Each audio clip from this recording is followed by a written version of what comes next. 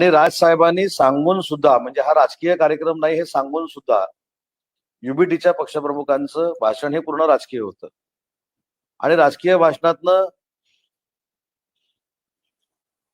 गद्दार, म्हणजे ते पूर्वीपासून जे काय 3-4 वर्ष चालू आहे तेच भाषण होतं, त्याच्यामध्ये नवीन काही नव्हतं.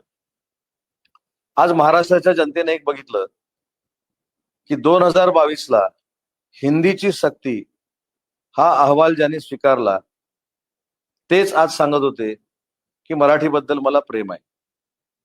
काल आपण एक व्हिडिओ बघितलाच असेल ना, म्हणजे आमच्या एकनाथ शिंदे साहेबांनी गुजराती समूहाच्या समोर जय हिंद जय महाराष्ट्र जय गुजराती म्हटल्यानंतर ज्यांना पोटसूळ उठला होता ते काय म्हणाले, मी तुमच्या सोबत आहे, जय हिंद जय महाराष्ट्र जय गुजराती. पण ते त्यावेळी विसरले होते.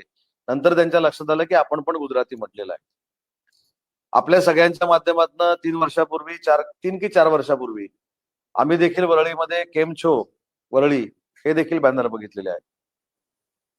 गुजराती माणसाबरोबरच मराठी माणूस म्हणजे दुधातली साखर आहे अशी भाषणं देखील आपण सगळ्यांनी बघितलेली आहेत.